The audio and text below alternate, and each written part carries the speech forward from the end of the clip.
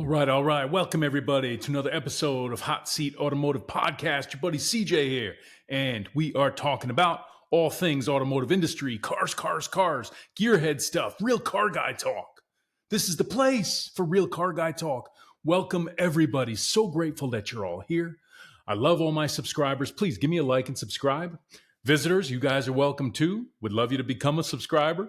Leave me comments, guys. I'll respond to all the comments I can. You know that. Your buddy CJ, just another car guy, just like you. Car guys, car girls, you're all welcome.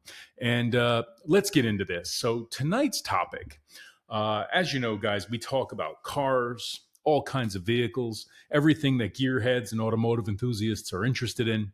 And tonight we're talking more about some industry stuff. And I want to tell you a bit of a story. Tonight, your buddy CJ is going to tell you a story. And what really makes this story interesting is because it's real and it's true. And it's emerging and it's newsworthy and it's topical in our industry and beyond, has the potential to affect us all. Okay? And what we're talking about here is robo-taxi. Autonomous vehicles, okay, self-driving vehicles, leveraging artificial intelligence, machine learning through software. These are vehicles that can drive themselves. These are vehicles that can operate without a driver. Driverless vehicles, robo-taxi. What does the term mean? This means instead of going to any city, USA, and hailing a taxi, and Joe, the cab driver, pulls up, "Hey, where you going, pal?" No. We summon the vehicle from our mobile device using an app, and a robo-taxi, an autonomous vehicle, driverless, using software, computers, and all of the electromechanical capabilities built into the vehicle, will drive to your location that you summon it from, or summon it to, I should say, pick you up, take you to your destination. You've pre-registered, okay, with your credit card or your payment method. That all goes through the mobile app and the phone. But your taxi experience, your rideshare experience, is 100% provided without a driver. Hence the name Robo-taxi. Kind of a cute, kind of cool name, right? What do you think? Robo-taxi. Guys, the proponents of Robo-taxi tell us, among other benefits, the big things, A, it reduces pollution. So the concept there, and leave me your comments. Guys, do you agree with this? Are you on board with autonomous vehicles, robo-taxis? Okay. Reducing pollution, because the idea is, let's say you're a household with two vehicles, the average household. In certain cities, whether it's San Francisco or Phoenix or Austin, or some of these cities that have adopted this and are at least piloting it, the idea is you can get rid of one or both of those vehicles. Like, get rid of it and use your mobile app to summon a robo-taxi to pick you up and take you where you need to go. So reduce pollution because there's less vehicles. That's one benefit. Save the planet, right? The other one is reducing congestion, because the robo-taxi, A, will drive in a more conservative, efficient manner, and B, because there will theoretically be fewer vehicles.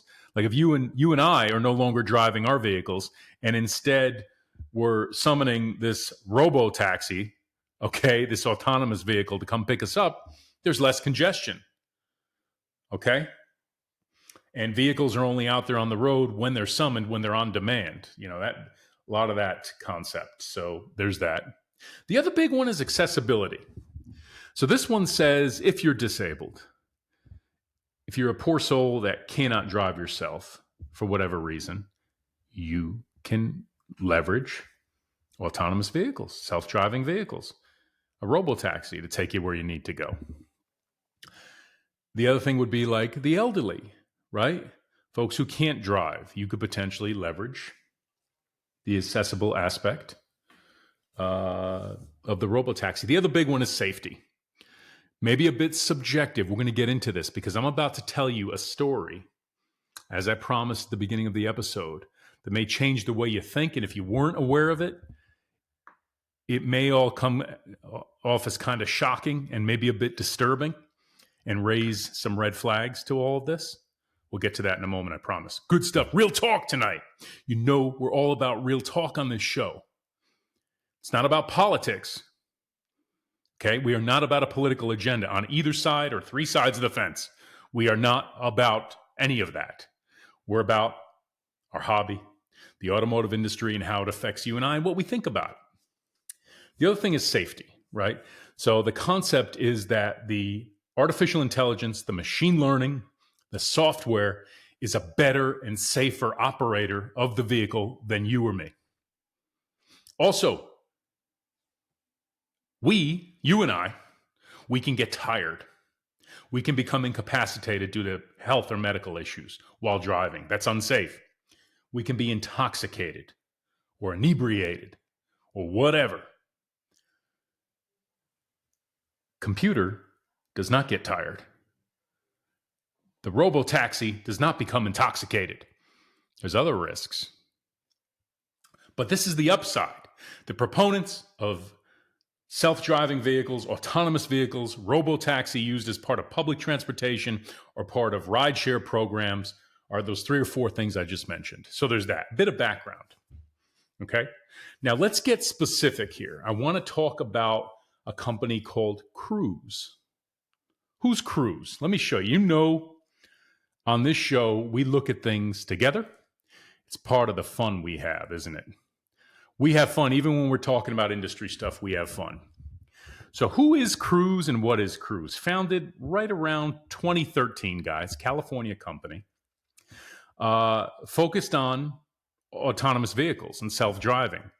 And in 2015 or so, they began testing in the San Francisco area some of their self-driving capabilities, okay? The California, very important, state of California gave them a permit, them being Cruise, to test self-driving vehicles. So super important to know that. Subsequently, right around 2016, folks, Cruise was acquired by General Motors, somewhere on the order of $500 million US to $1 billion. Cruise was acquired by General Motors. You with me so far? Subsequent to the acquisition of Cruise, General Motors, what I will tell you without going into details, General Motors invested billions in development and investment went into Cruise, hiring people. You know, they skyrocketed. They went from like 40 employees to, I think nearly 2,000, maybe something like that. The point is massive growth in resources and massive investment in cash and research and development. Now you got the massive heavyweight champ, if you will, behind the up-and-comer, right? You got General Motors owning Cruise. Get my drift? In 2021, before I go there, let me say this. There's a couple of key players we got to talk about. Let's talk about some of the key players. So now that we talked a bit about Cruise, who are the key players to this story? One, we've got General Motors and Cruise. Cruise now owned by General Motors. Two, California Public Utilities Commission, CPUC for short. Who is the CPUC, you may ask? Among other things, they are responsible for the revenue-generating aspects. They regulate revenue-generating aspects of rideshare programs, limousines, taxis, okay, in the state of California. CPUC. We also have California Department of Motor Vehicle, the DMV, everybody's favorite, the DMV, okay? We've got Governor Newsom, who is a proponent of these things. And then lastly, we've got the city of San Francisco. So there's 5 players right there, right? And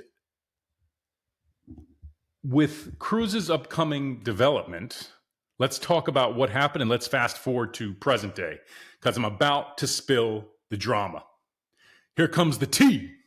Your buddy CJ going to give it to you straight, and then I want to hear what you think about all this, because all this may sound interesting, high-tech, geek-worthy.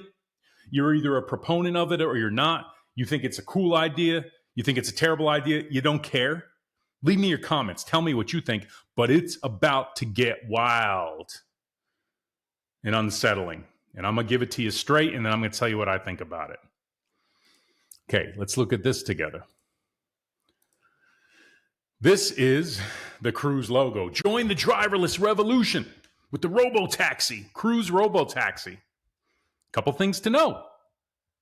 Coming up into present day. February 2022, Cruise has the permit to operate driverless robo-taxis in California.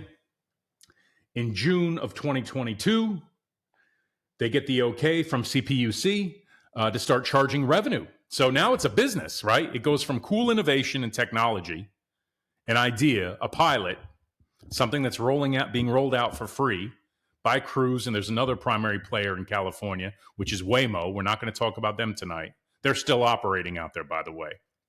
Cruise is not. Let's get to that. Okay? But now they're able to charge money for it. Okay? So in the course of a year, a little bit more than a year, things went real bad for Cruise. Things went real bad for Cruise. Now, I want to tell you, city of San Francisco did not want this. There were leaders in the city of San Francisco, I won't go into all the details, but who were not proponents, who were against this. Okay? And you can think about all the rationale as to why, but just know that, right?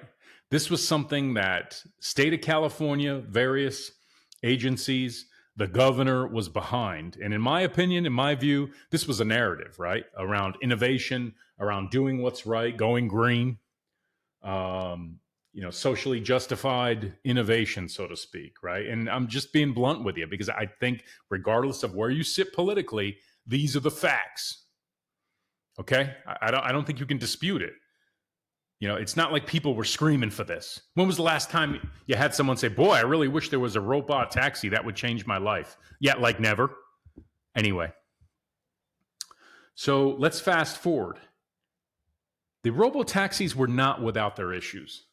So there had been fender benders, there had been accidents, okay, with these things. They were not perfect, okay? There was one case of a Cruise. It was well documented on social media. You can look it up. A Cruise robo-taxi literally crashing into a fire engine.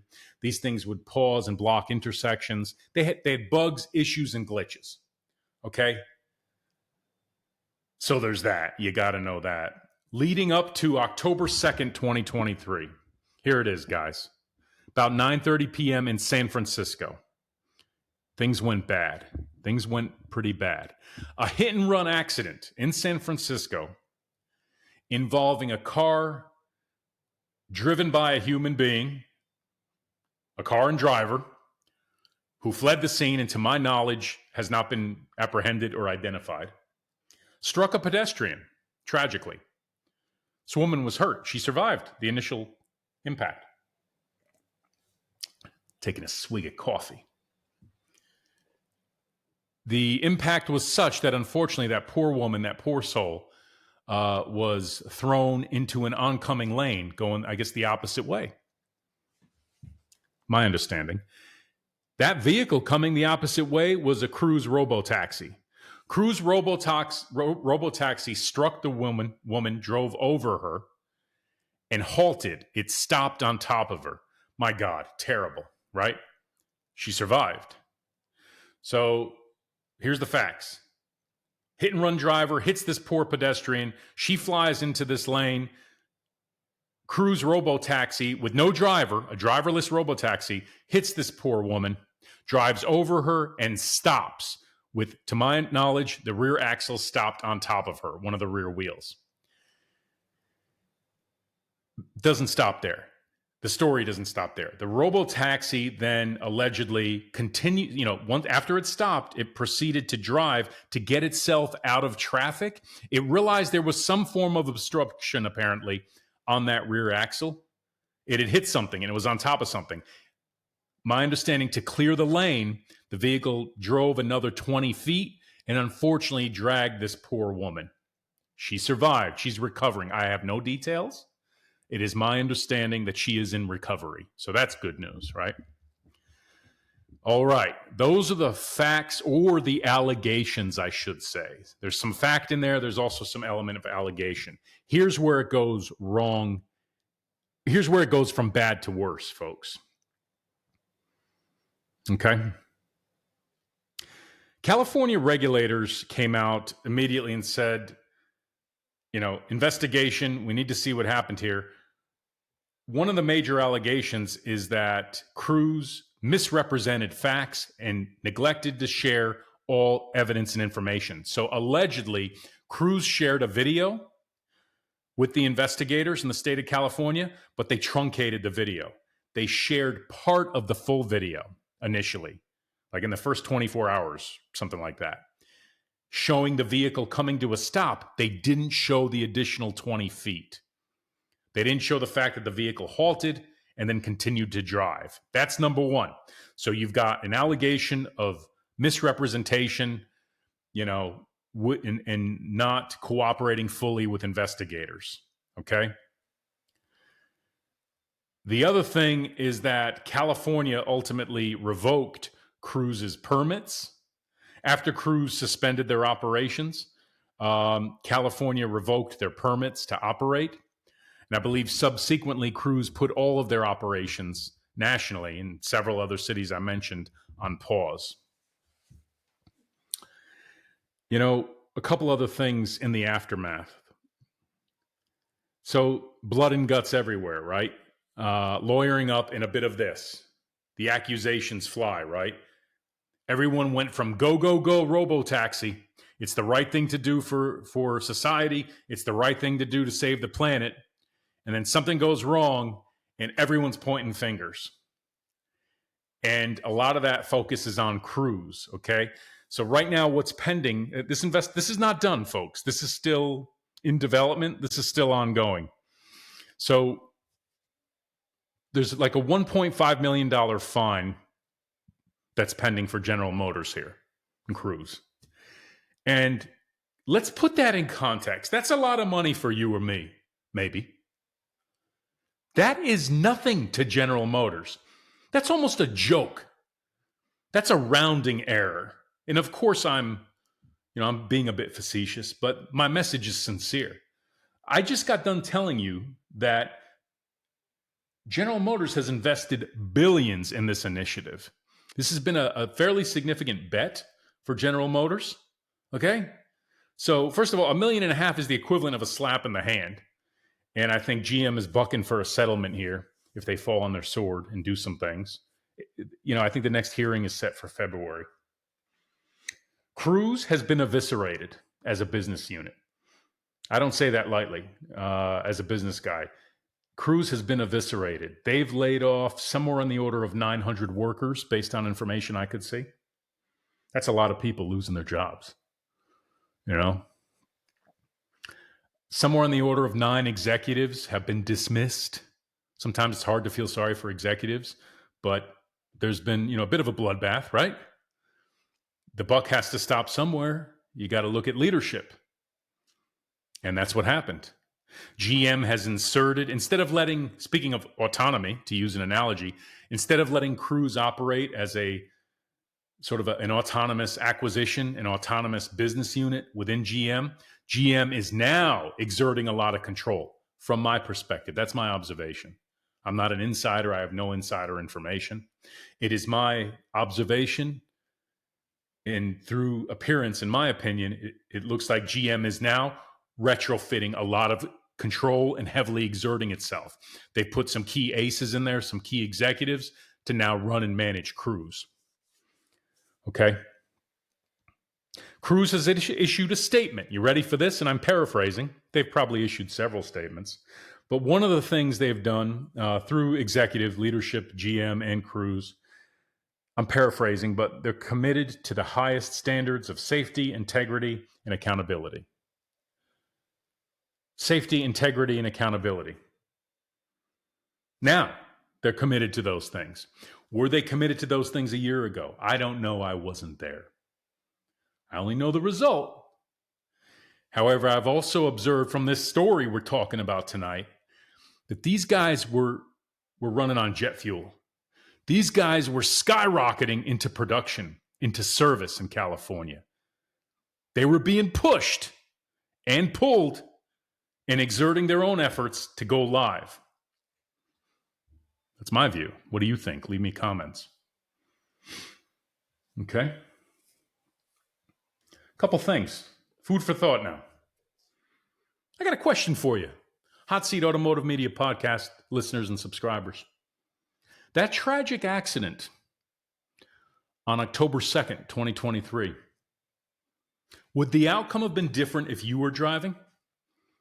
If you were driving the Robo-taxi and you were just driving a taxi, you were the taxi driver, and there was a hit and run and a poor soul, a pedestrian, was catapulted into your lane, and you didn't have time to stop, and you hit them and drove over them, or drove over them. Bottom line, they ended up under your wheels. What's your first reaction going to be right now? I don't know what my reaction would be. I can sit here and pound my fist on my chest and tell you what a great driver I am, but I'm a realist, all right? I don't know if the outcome would have been different between the AI, the machine learning, the software, and our best, the best driver, the best of us. So I think it's a bit unfair to blame those damn computers and the damn AI. That's not fair, and that's not realistic. It may be right, but let's not be so quick to judge and come to conclusion. There may be other indicators and other matters at play here, not the least of which could be deficiencies in the software. Okay? My point being that would you have done any better? As a human being, you don't know that. Things happen like that. Tragedies happen.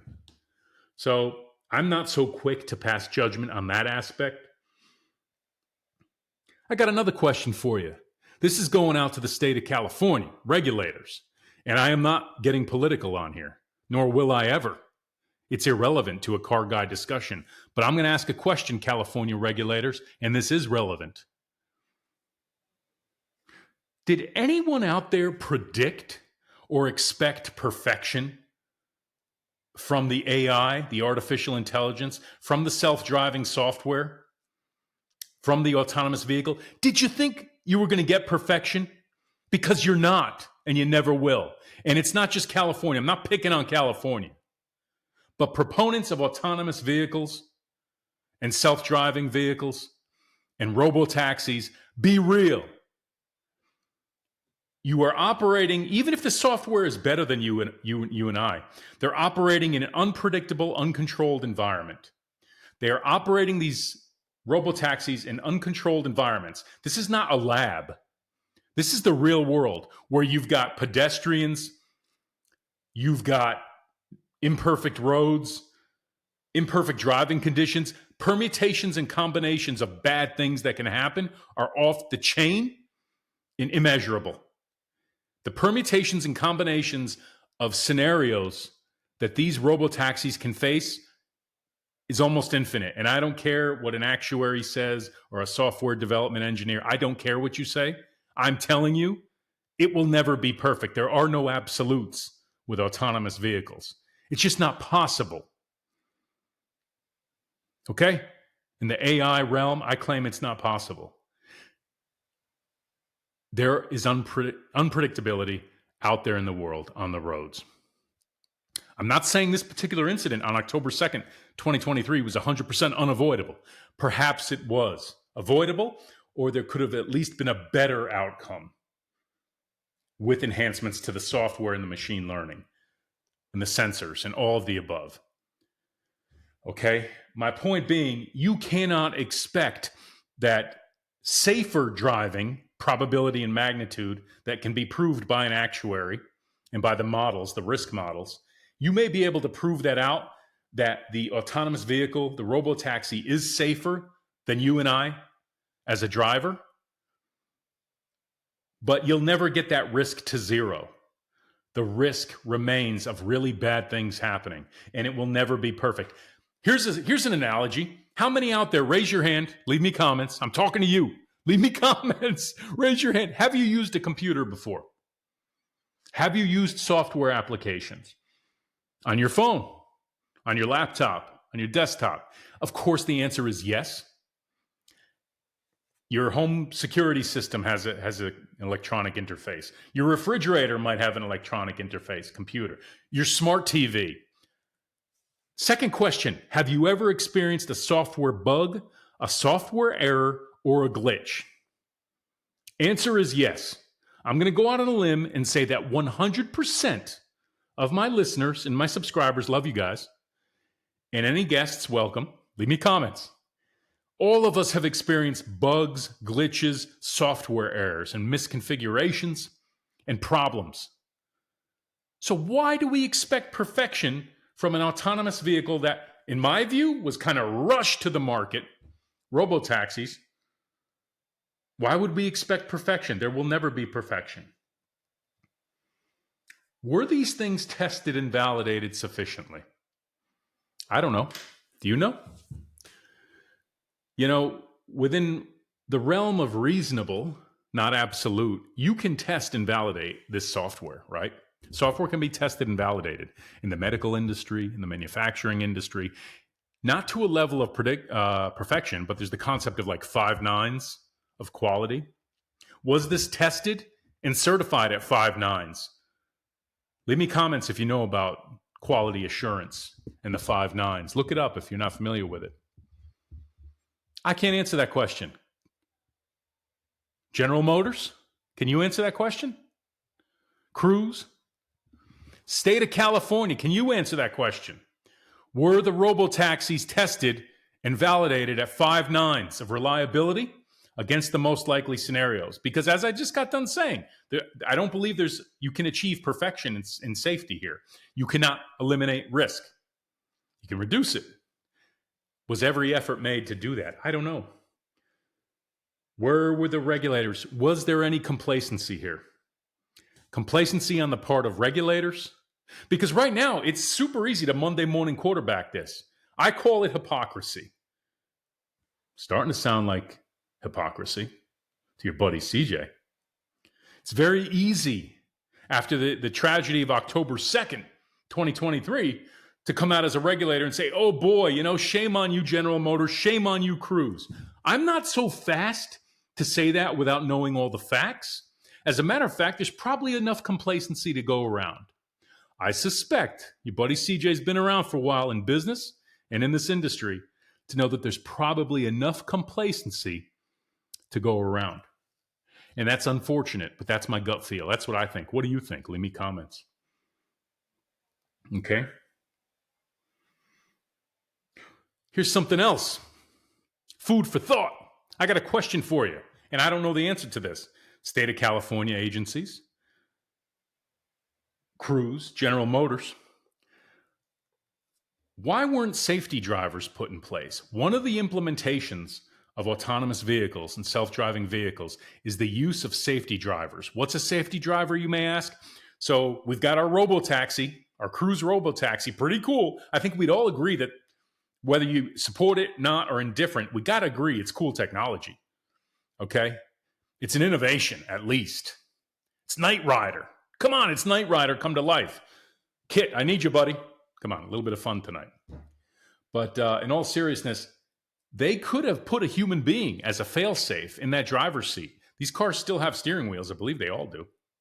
So that in the event that there's some sort of catastrophe or incident, the driver can take over. So again, you got the trapeze artist working with one net, 2 nets.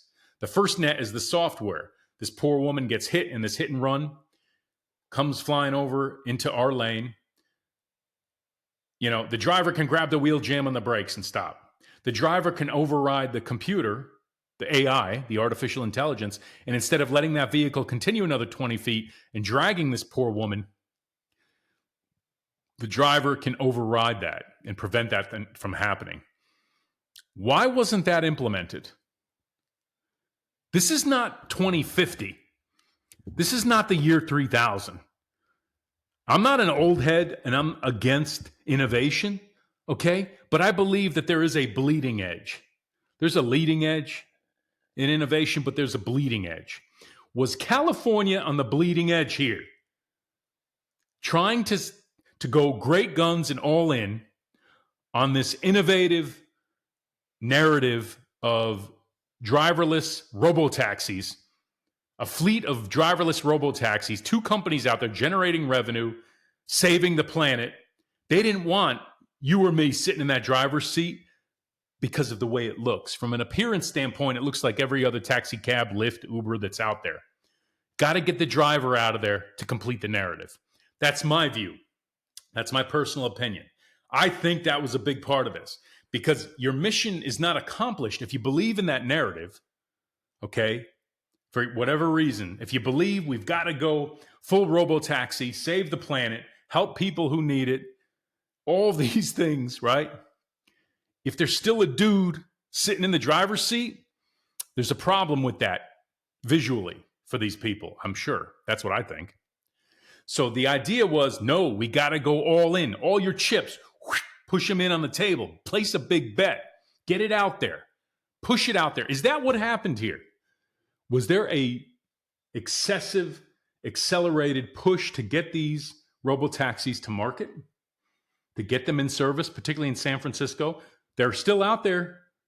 Waymo is still operating, I believe. Waymo has operations. Cruise had operations in Austin, in Phoenix, and other towns. I think Waymo is looking to expand in Los Angeles. Leave me comments if you're from Los Angeles or if you know. Okay. I've said this before, and by the way, some 200,000 people have taken trips. Did you know that? Robo-taxis, 200,000 people, I think, in all this piloting and rolling these things out. A lot of people have started using this. There's a waiting list. They kind of, got a waiting list of the initial surge of people who want to start using it.